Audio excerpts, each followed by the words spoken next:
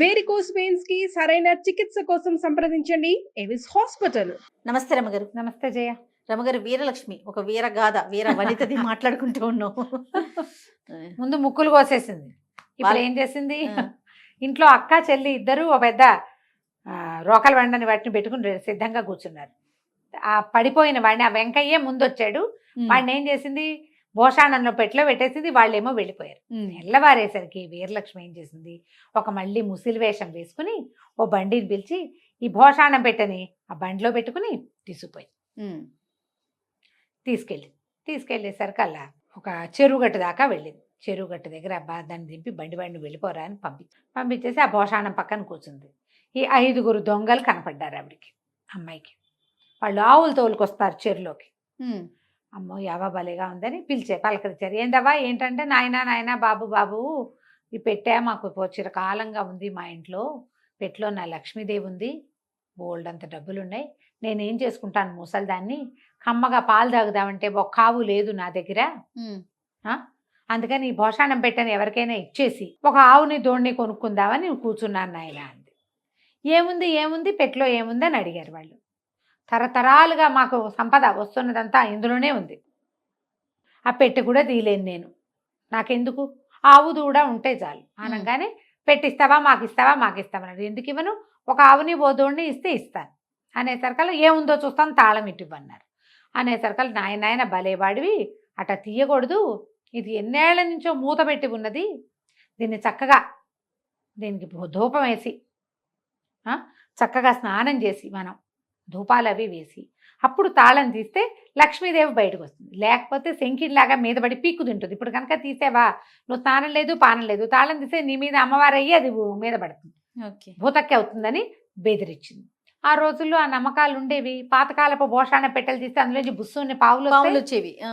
అలా కథలు ఉన్నాయి కదా. వీళ్ళేమనుకున్నారు, ముసలిదేమో చూస్తే డబ్బులు కాదు దానిలాగానే కనపడుతోంది, పెట్టేమో మంచి దిట్టంగా ఉంది, దానంతా వెండి పువ్వులు అవి తావడాలు చేస్తున్నాయి, ఏదో ఉంటుంది. ఇది చెప్పేంత పేద సంపద కాకపోయినా ఎంతో కొంత ఉండకపోతుందా? తాళం తుప్పెక్కిన పాత తాళం. సరే ఏమనుకున్నారు, ఇదిగో ఆవులున్నాయి, ఏ కావాలో తీసుకోమంటే మంచి దిట్టంగా చక్కగా నున్నగా నిగనిగలాడుతూ కళకళలాడుతున్న ఒక ఆవుని దూడిని సెలెక్ట్ చేసుకుంది ముసలి వేషంలో ఉన్న వీరలక్ష్మి. ఆవుని దూడిని నేను తోలుకుపోతాను, మీరు దీన్ని చక్కగా మీ ఇళ్ళకి తీసుకుపోయి మీరు 5 శుభ్రంగా తలంట్లు పోసుకుని స్నానాలు చేసి దీనికి ధూపం వేసి మీరు కూడా ఆ ధూపం కాస్త పీల్చి అప్పుడు తాళం తీయండి అని తాళం చేతులు పెట్టింది. వీళ్ళలో ఒకడికంటే ఒకడు ముందు వెనక అనుకోవడానికి వీల్లేదు, భయం అందరికీ కూడా. వాళ్ళు భోషాణం పెట్టి మోసుకుంటూ పోయారు. వాళ్ళ దగ్గర బండి లేదు, భోషాణం మొయ్యాలి మోసుకెళ్తుంటే ఏమైంది, కాస్త ముందుకెళ్ళేసారు కదా, అబ్బాయి ఏంట్రా ఇంత బరువుగా ఉంది, బరువు ఎక్కుతుందా ఏమిట్రా అనిపిస్తోంది వాళ్ళకి. ఇంకా ఇంకా ఇంకా ఇంకా ముందుకు తీసుకెళ్లారు. ఇంకా కొంచెం ముందుకు తీసుకెళ్తే విసుగు పుట్టేసింది, మొయ్యలేపోయారు.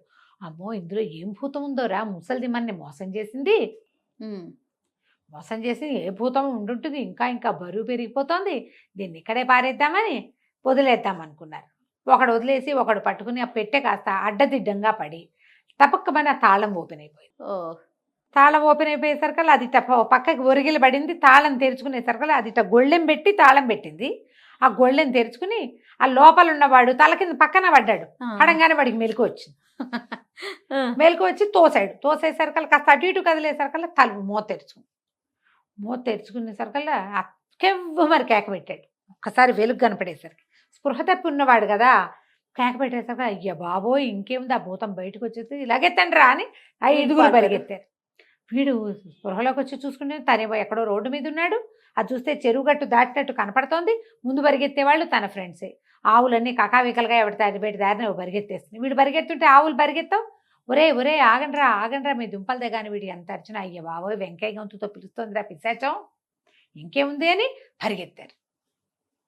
వాళ్ళ వెనకాల పడి వీడు పరిగెత్తడం మొదలెట్టాడు. ఎంత పరిగెత్తినా వాడు వీడికి అందలా. కానీ ఆ పరిగెత్తే 5 ఒకడికి రాయేదో తగిలి వాడు దభేలను ముందు పడ్డాడు.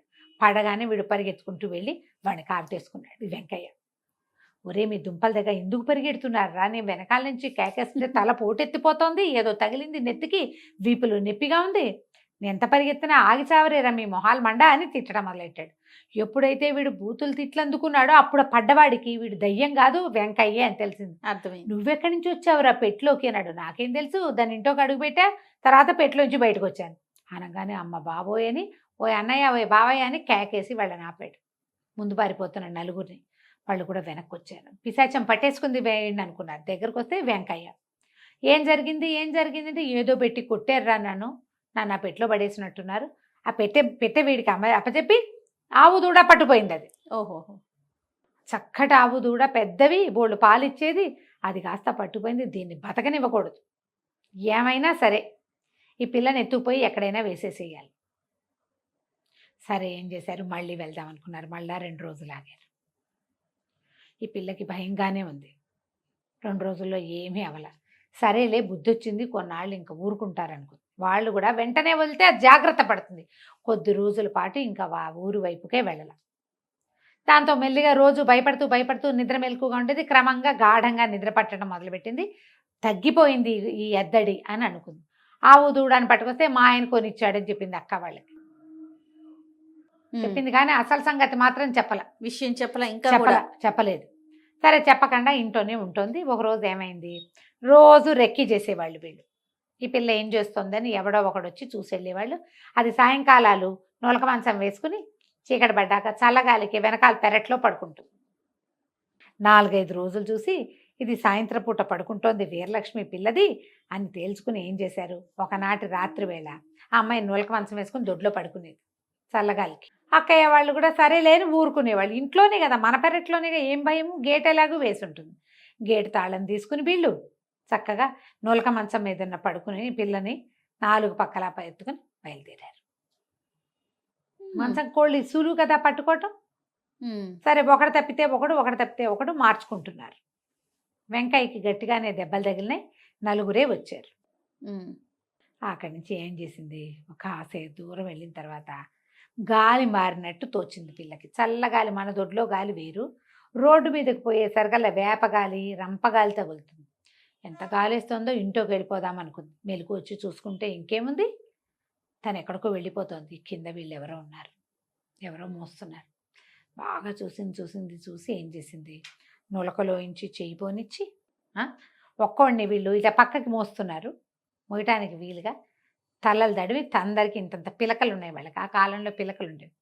ఆ పిలకని నులకదారాలకి వేసి కట్టేసేసి నులకదారానికి వేసి కట్టేసి సరే ఏమైంది, మధ్యలో ఏం చేస్తారు, తలవాడు కాళ్ళకి కాళ్ళవాడు తలకి మార్చుకోవాలి. ఇంకేం మార్చుకోవాలి, ముందేదో మార్చుకున్నారు.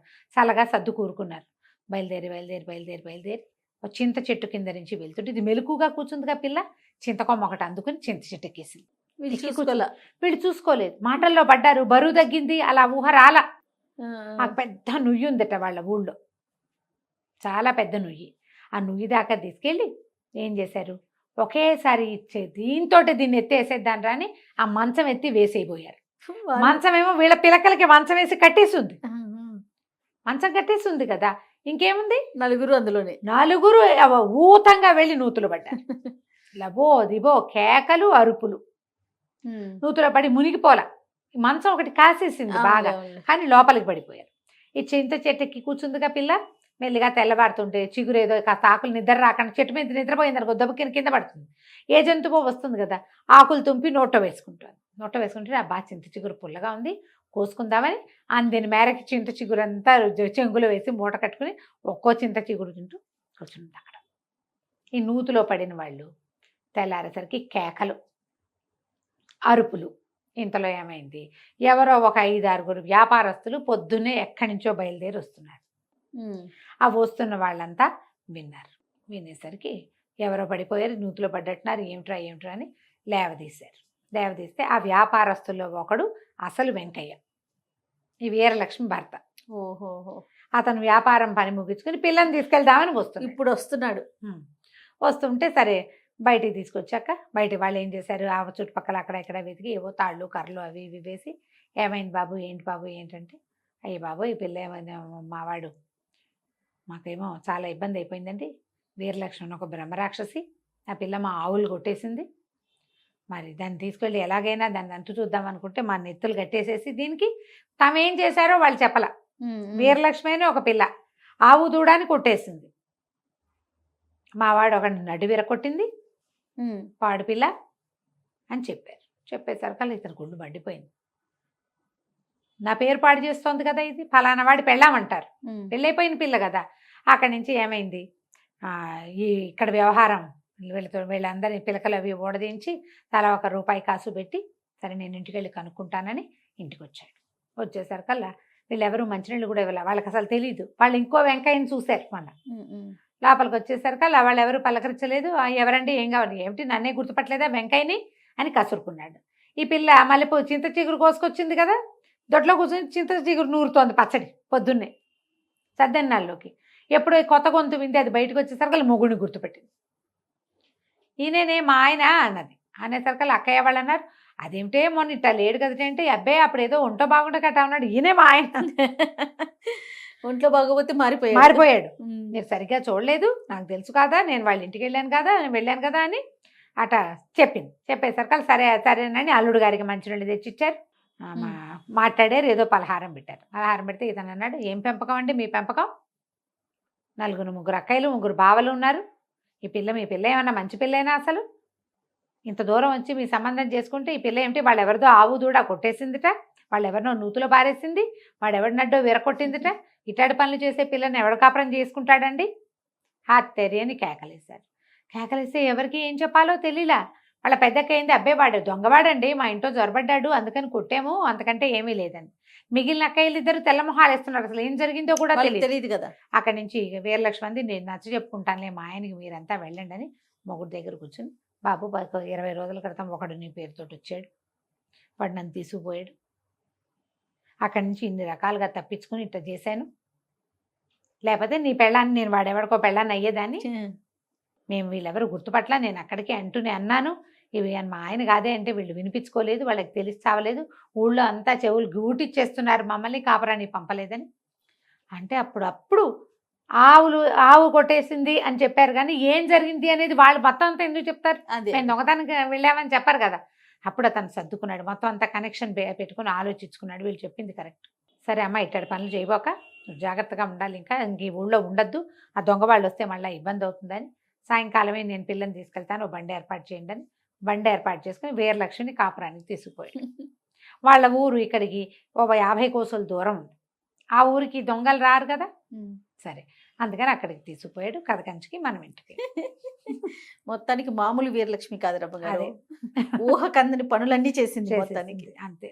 రైట్ అండి, నమస్తే. నమస్తే జయ.